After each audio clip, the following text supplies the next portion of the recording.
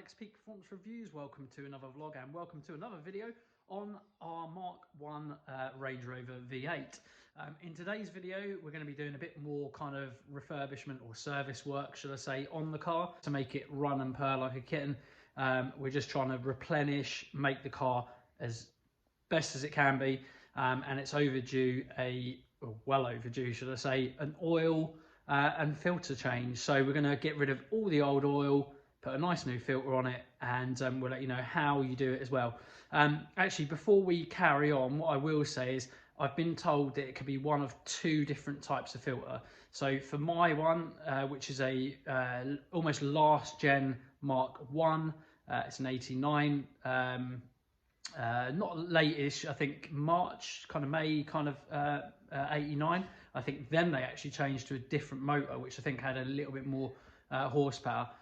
I'm going to tell you definitively what filter this one has. I think the differential in height of the filter is about 30 milli difference. I think one is 114, the other is 142. So I think this one has the longer filter, but I'll double check and let you know, because I'm going to take it out first, measure it, then I'm going to have to go and buy the actual filter, bring it back, and then do the oil and filter change. So just FYI, it could be one of two filters. Make sure you get it right. The diameter and the thread is exactly the same, so technically it probably will work, but you've got to be really careful with these kind of things. You want to get it right, because it will affect a few things. Not that much, but it will, so make sure you get that right.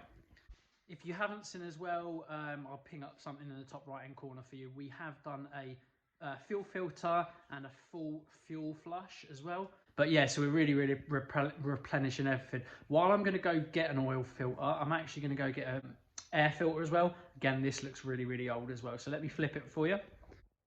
This is actually super easy to do. You just basically pop these clips, you know, back, 3 of them, one bottom one there, one bottom one there, one bottom one there.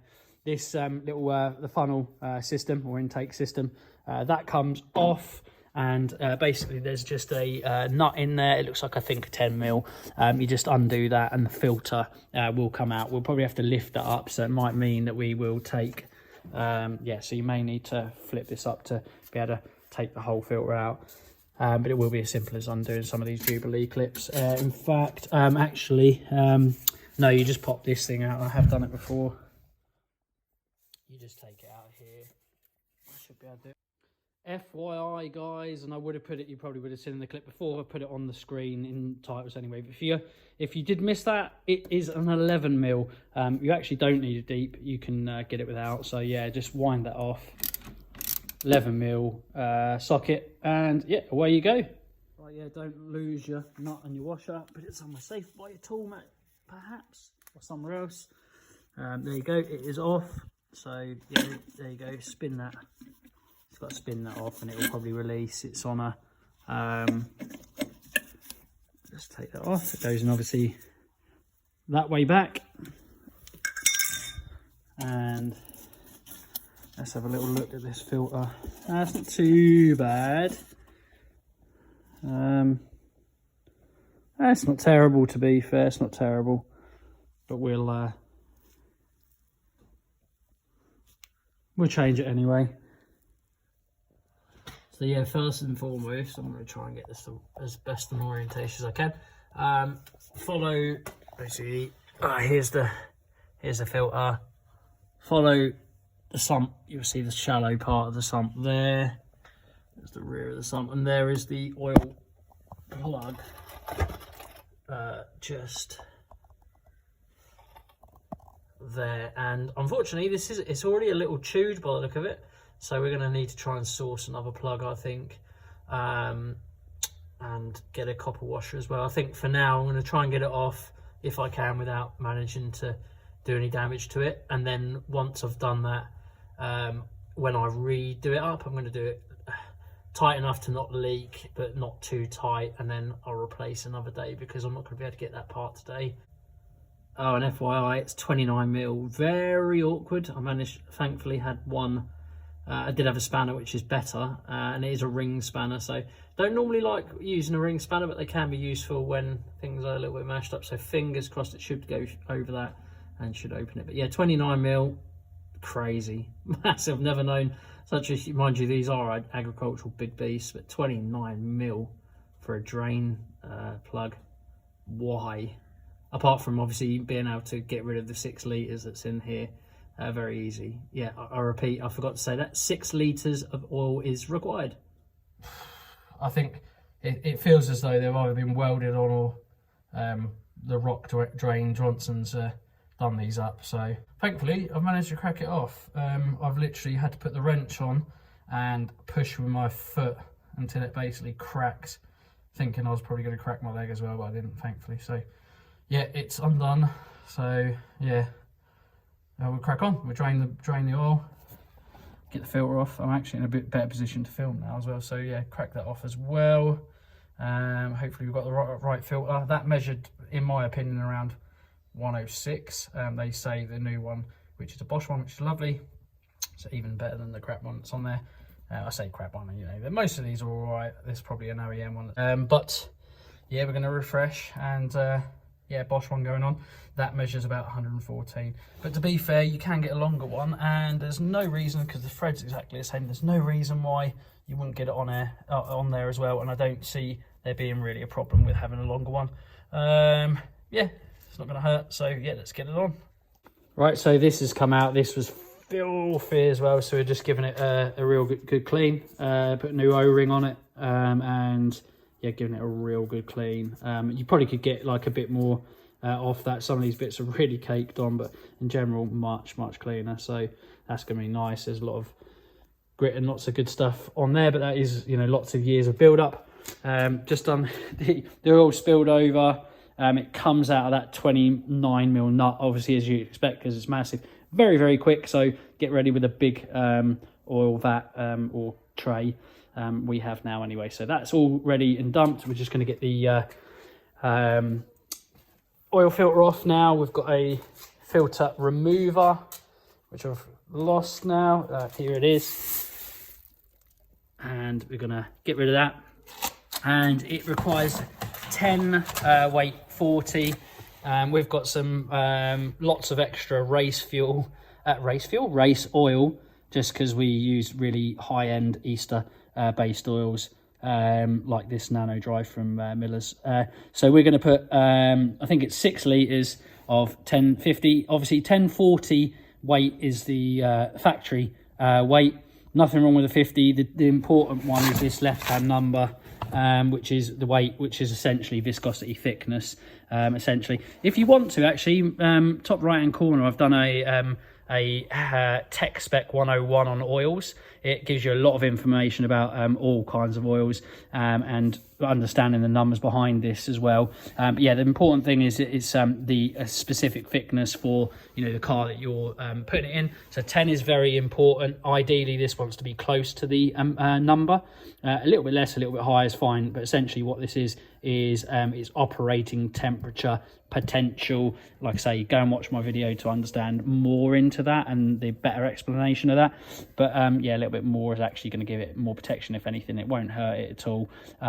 It's absolutely fine. This will just take a little bit more time to warm up, but it really is going to be minimal. So we're going to go with this 10 weight 50, no problem at all.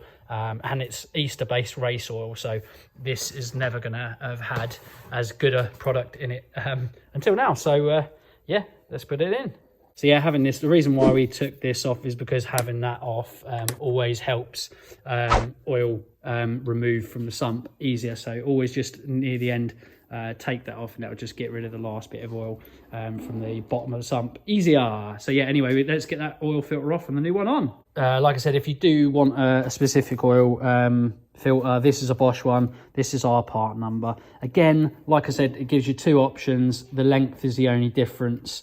The nut and everything like that, and the width is all the same. So if I'm honest, certainly on this one, there's lots of space for a bigger filter, but obviously I'd say get the same filter, because obviously when it comes off the nut, depending on how long the thread is, it may start to get to an issue where it might be hard to get off. I'll let you know a bit more about that, but I think even longer one would not be a problem. But essentially this is what this one is meant to have, because that is the one that's on here. Roughly 104 mil depth.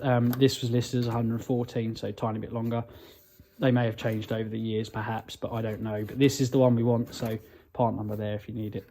Yeah, let's crack on. Yeah, it's pretty much spot on, which is great. So yeah, let's get it on and get that fitted. First and foremost, what I normally do is get a bit of oil, and I'll top up the filter, just a little tiny bit. What else is I do is I just get a little bit of this oil, and you just want to rub a little ream of this oil over the top of this gasket seal, and just put it all the way over like that, and that's it. And then just to top this up a tiny bit as well. Obviously you're going to tip it a little bit, so not too much. And yeah, job's a good one. Right, so if you look at the engine just here, follow my finger, this is the dipstick just here. So there's a nice clear high and low level indicator on here.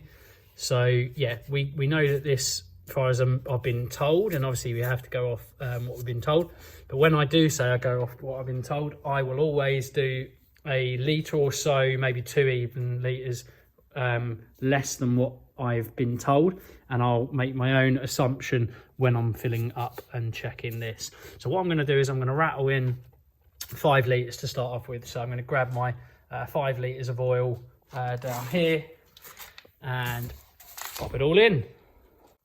Funnels always make life easier, so chuck that in there. Gives us a wider angle to get that oil in there. So yeah, bring it on.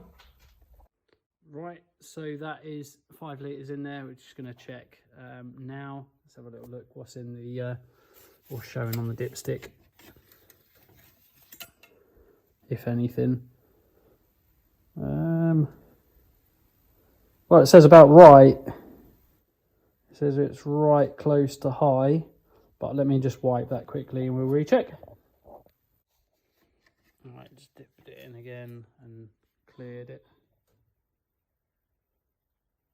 Yeah, it does show about on the level of high, which is perfect really, not over the top, so about where we want it. So I'm going to leave it at that, surprisingly 5 litres, but to be fair, one thing I always say to people is, like I say, don't put 6 in straight away, always put a good litre less, because you'll find that obviously the oil filter takes up some, and I always fill that up, and then there's always going to be a little bit of residue. You're not going to get everything out of there, so chances are normally if you're just off a litre, maybe half a litre, by the time I run this up, you're about right. So what I'm going to do is I'm going to run the car up to temperature, let it run for quite a while, and it will then need top up once it's warm, I suspect, and that's best when to check this. I suspect that'll go down about half a litre. You'll probably then have to add about half a litre and you'll be done. So yeah, let's see how it looks. So obviously just check you've got everything back on, all sensors if you've taken anything out, which we haven't. Let's put the engine oil cap back on. Turn that in. Hard to do it with one hand, there you go. It's winding, beautiful. I do that fairly tight. That's it. Let's give it a start up. So yeah, that has done the trick, and that is the end of the video. And yeah, I hope it's helped you. Yeah, it's fairly straightforward if you've got the right spanner, I suppose. So yeah, that has done the trick, and that is the end of the video. And yeah, I hope it's helped you. Yeah, it's fairly straightforward if you've got the right spanner, I suppose, or socket. But really hard work. I say socket, it's quite hard to get a socket in on that nut, or plug, should I say, with an extension bar. You just can't, because the exhausts are in the way. So it's a spanner job in it. So yeah, not particularly easy, but nonetheless it's all done. So yeah, hope it's helped you, and I hope you enjoyed the video. Thank you so much for watching, guys. As always, like, share, comment and subscribe, and see you again on the next one. Bye for now.